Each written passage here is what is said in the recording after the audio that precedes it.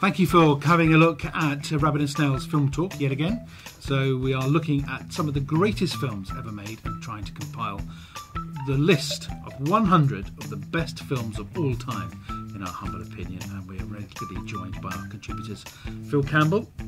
Brian Reynolds is not here, but he's one of the Hammer Runners too. Good friend Mark Priest and also Maurice Bright. But Phil, you're representing the Hammer Runners today. I am, yes. Well, Brian has yet another holiday. It's all right for some. And what's the film nominated for inclusion on the top 100 now? The film today, Richard, is a film called Galaxy Quest. Now, Galaxy Quest, to me, is... not an obvious choice for a lot of people, I'm sure. For a classic film, but it's very underrated.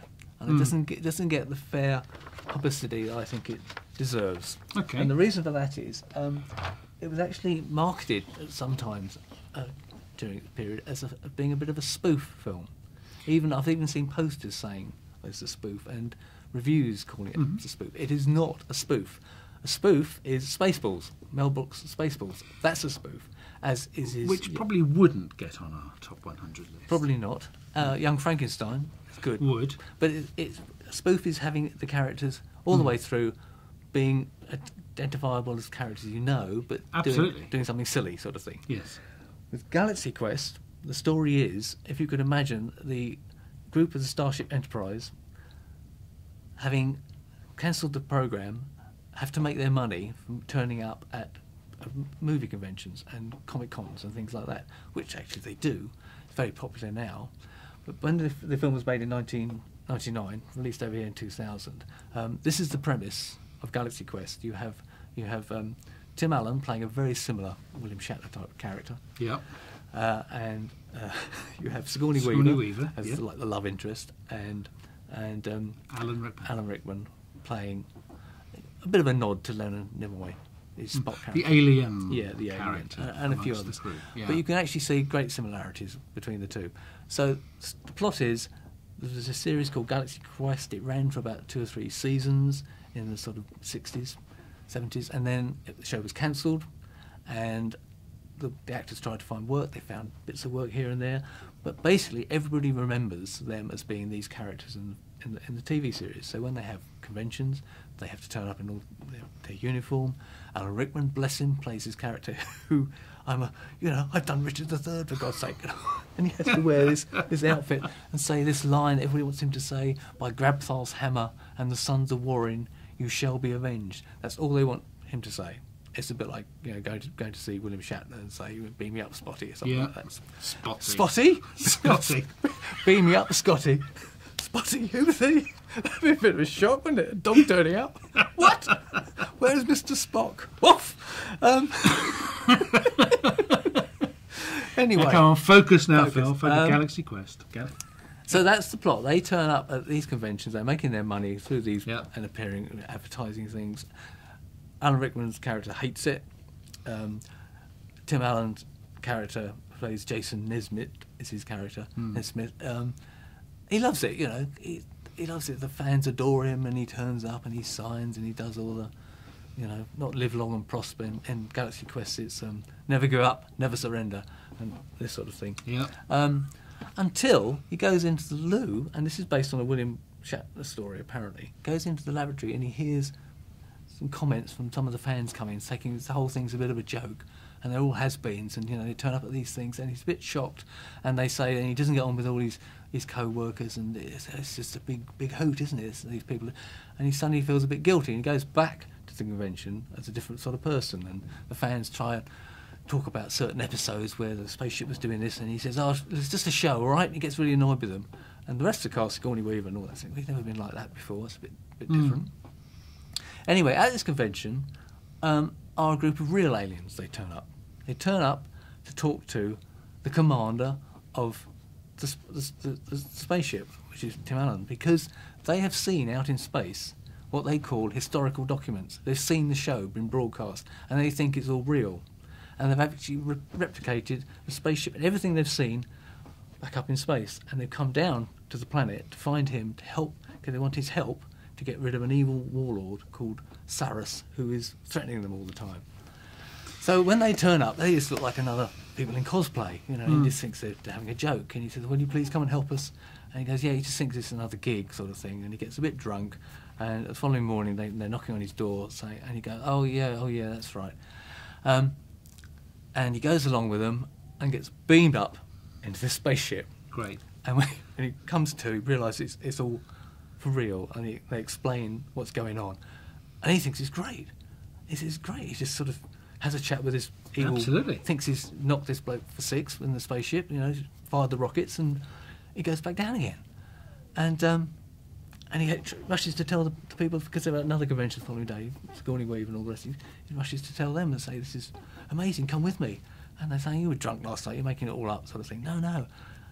They come back, the aliens, they come back, and they try to explain that it didn't actually work, that Saras is still after them. What he did just made it worse, firing a couple of retro rockets or whatever at him. Could he come back? And they go, look, they want us back again.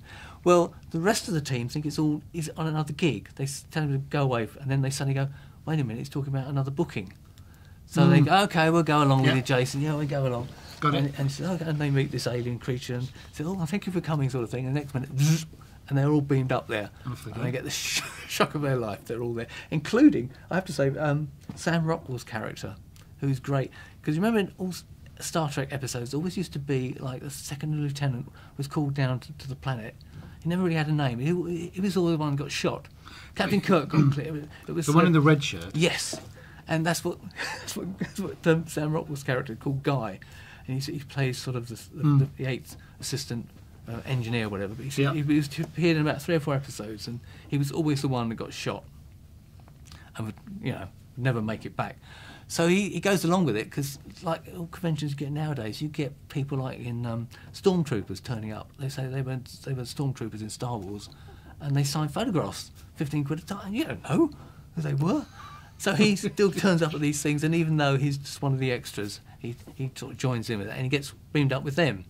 But he gets a little bit frightened by this, because it's all a bit scary, and he knows that in all episodes he gets killed, so he's a bit panicky that whatever they do, he's going to crop it, yeah. Sort of thing. Well, they all think it's completely bonkers, and when they're shown the spaceship, it's actually real. They sort of go, we've got to get back now, we've got to get back, Jason, this is crazy, we can't do this. And they've realised that they have to help them, basically, because they can't go on any further. So he convinces them to stay, and there's a great sequence where it's equivalent to Starship Enterprise, but it's actually called NTE, so not the Enterprise, basically. Mm-hmm. But the team look like this. I'll show you some pictures. That's the crew.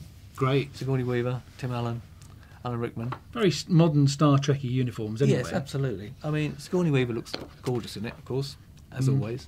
Plays her character is Gwen Markle. That's Alan Rickman's character with the makeup, which he never takes off for the whole film. He's always got his makeup on. Even when it all gets a bit crazy at the end, it's the bits of plastic are falling off. You always see him in his makeup. Anyway, so they get roped into helping these aliens because they feel sorry for them, and they think they can get away with it, even though they are actors. And there's a sequence there where little Tommy was the original.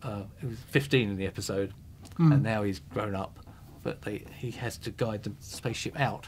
So Tim Allen says he even does the sort of Star Trek leaning sort of Captain Kirk on the bridge like this. He says, "Take us out." He goes, "What are you talking about?" He says, "Look, it's been built to specifications of the show, so it's going to be whatever you do, it's going to do your hand movements." He does this wonderful hand movement. It starts moving this huge craft, and they start gliding out of the space dock, and it starts drifting over to one side, and the whole crew start going, "Get it back!" And he says, "I'm trying to." And it ends up scraping the whole ship on the side. All this horrible noise, and then she gets out in space, and eventually they deal with it. And there's all sorts of other things go on. I mean, there are a lot of in-jokes. If you know about... It helps if you know about Star Trek, but you haven't got to like it. But you have to know about it, to know why they are... What they're talking doing. about, yeah.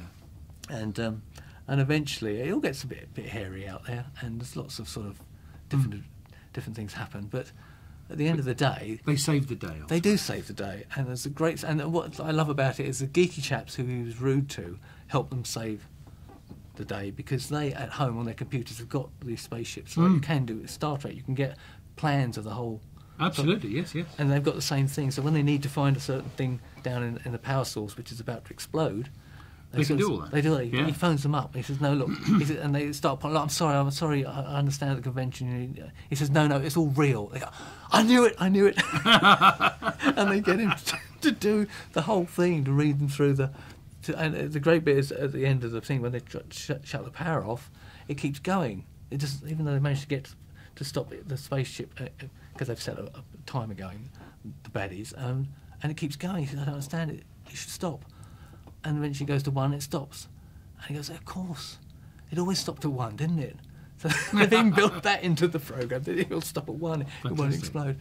But yeah, it's great fun. I mean, Sam Rockwell's character just cracks me up because he's just nervous all the time. When they go into this planet to get a new power source, and the aliens there turn a bit nasty, Sigourney Weaver actually says, "Quick, let's get out of here before one of the guys kills Guy." Things like that. And he goes, "What?" And they rush off. But it's great. Brilliant film. It's just a comedy film. I mean, the people that watch it on the Blu-ray they remastered with interviews. It's quite interesting. A lot of people, friends of the people that they knew, say that they were surprised they liked it. Lots of people do like it. Even my wife liked it. She said, got to the end of it and said, "I think I was going to like that," because it is a comedy. It's not a silly spoof movie.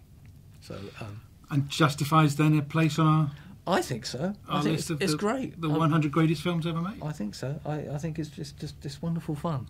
Great It really fun. is, yeah. And we always need that from time to time, don't we? Yes. Heavy dramas always very well. But a just great comedy occasionally Just is a just little brilliant. thing I know, just reading up about this. Soros, the evil character, the evil warlord who's out to kill them all, is actually named after the film critic Andrew Soros because he trashed one of the producers' film called The Natural, 1984. But also, he was very dispassionate about Billy Wilder's The Apartment, which I don't think is very nice. Well, there you are, Well, which is another entry on our top 100. Yes, so he deserves to be called Cyrus. Yes. Absolutely. Wonderful. So if you haven't seen it, you should watch it. Yeah. If you have watched it, it's definitely worth watching again. If you don't think it should be on our top 100 list, write a comment down below and tell us. If you agree it should be, write a comment down below anyway. But don't forget to subscribe to our channel. And Phil, thank you very much. Thank you. Hopefully Brian will be back from his holidays for the next one. Eventually, yes. Sooner or later. We'll have one of his few non-holiday days. Yeah. He can come in. And we'll see you next time on Film Talk. Thank you for watching.